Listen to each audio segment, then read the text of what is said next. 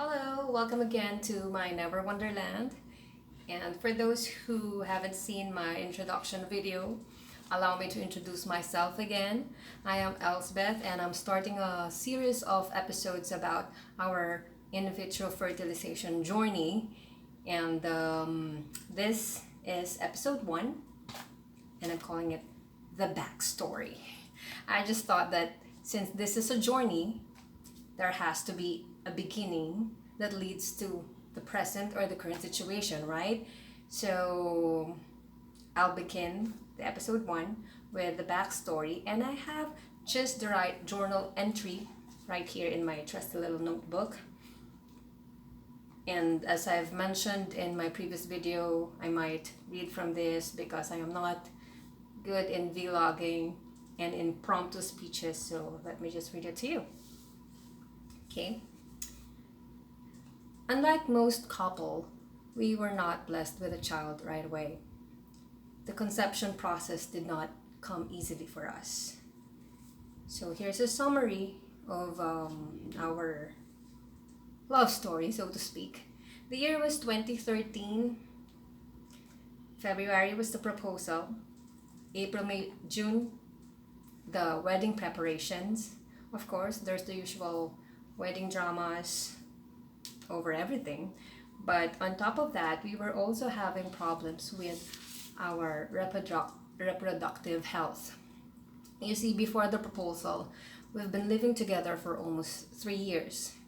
And as a non-believer of weddings, or marriages per se, I gave him a condition so that I would marry him. He and his family were a firm believer, not just of marriage, but of marriage or weddings in church.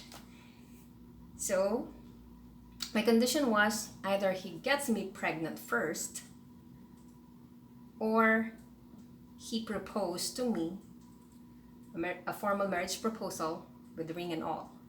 The first condition was what I truly wanted, because I really wanted a child. But since that doesn't seem to be happening anytime soon, I added the other option. He's not the romantic type, so I know that it would be difficult for him. Plus, I did want to have an engagement ring. Needless to say, he went with the second option. We went to Singapore, bought our rings, and he proposed over a lovely dinner at Level 33 restaurant. That was February 13. And then we got married in July of the same year. So fast forward to a year later, I took a job in a nearby province, which is my home province, away from his work and away from our home. Basically away from him. Our marital and baby project issues had been taking a toll on my mental health at that time. He was refusing or avoiding getting checked by a doctor, and it was driving me crazy.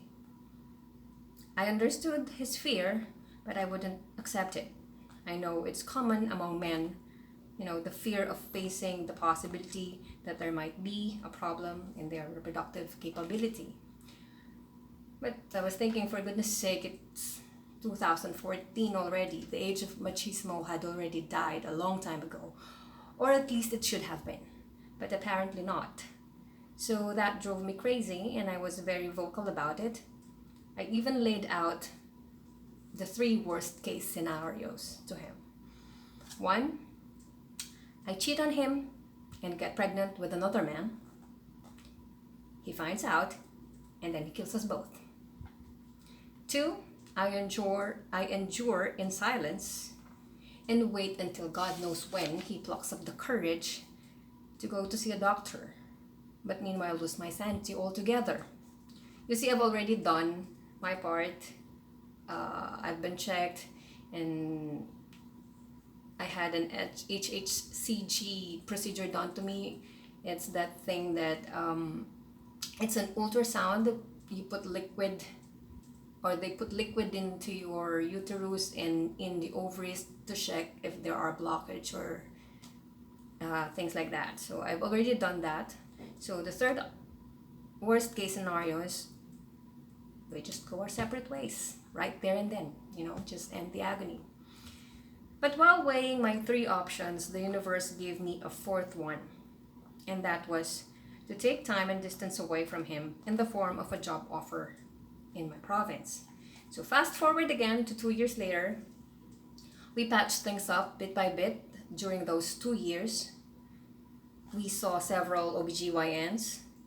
He had his sperm count checked and the quality a little bit low but still good enough. Then on my second year in the job, we decided to do the whole 9 yards of baby workup. So I filed my resignation letter, and as the universe would have it, we learned 4 days later after I filed that resignation letter that I was already pregnant. So just imagine our surprise and joy. It was beyond words. The resignation was just right in time. We knew that we would have to be very careful with the pregnancy given my geriatric situation. I was already 36 then. So I took it easy, used up all of my work leave while serving my 30-day notice. I avoided driving unless there was no other choice, and that was only one time. But despite all our efforts, we lost our baby. Just a day after we formally announced to our parents, with a copy of the ultrasound in a sealed envelope given to them over a breakfast at our house. After we told them that we were pregnant, I experienced spotting that night. It was in the middle of, no, not that night, the following night, I guess. It was in the middle of the night. We rushed to the ER without telling his parents, who were sleeping over at the time.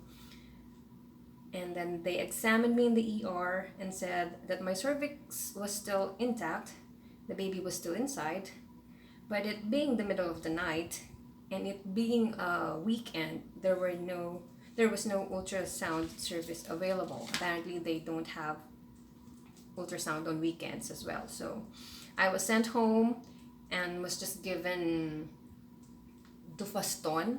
It's a medicine that relaxes the uterus to avoid contractions and keep the baby inside.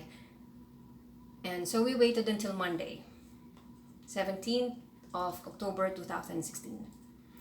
The ultrasound revealed that our baby, barely 2 months old baby,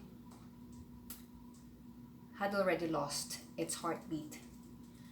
By the looks of it, it stopped growing or developing as early as first week of October.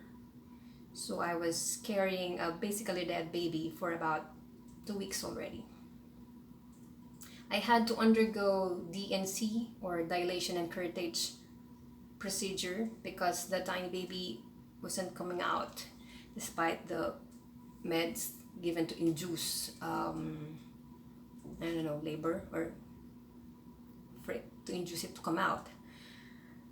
If you were able to imagine our joy when we first learned we were pregnant and we got the first ultrasound of our baby, when I saw that first heartbeat. Now dare to imagine the pain we felt when we lost it. Just like the joy, the pain was beyond words. I don't think I cried that much, maybe not even enough. I think acceptance came easily for me, even for a husband, as far as I could tell. Every time someone asked me how I was doing or how was I holding up, I would answer, I'm okay, shit happens, bad things happen, even to good people, and I'm not even one of them, and just shrug it off. I didn't really want to talk about it. Was it just self-defense mechanism? Maybe. A wall that I built so no one would dare trespass, so to speak. Because sometimes people tend to say too much and end up saying things that offend or hurt despite their best intentions. So I just kept conversations about it as short as possible, if not completely evaded. Good thing I was no longer working, so I was spared from going out and meeting people. Months passed. Fast forward again to June 2017. Upon the recommendation of a good friend, we went to a new OBGYN. We did natural workup with her, meaning just vitamins, enhancers, cycle monitoring, and sex timing with ovulation. We did that for a year or so. In the middle of it, I underwent another D&C procedure, or as it is more popularly known, RASPA.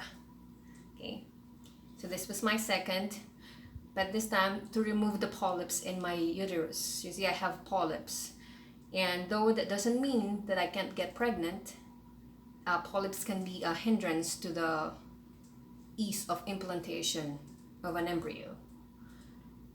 But let's leave the description of polyps for another topic.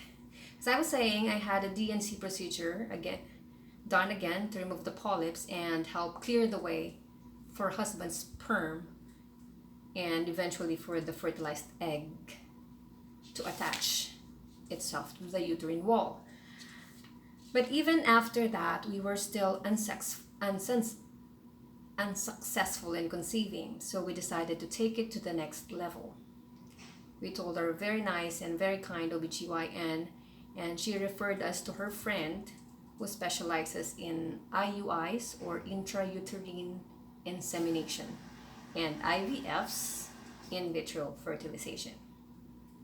We started with IUI first since it's less expensive and non-invasive. But let's stop right here for now and save it for another episode. So bye for now, and feel free to subscribe if you want to know what happened next. Bye.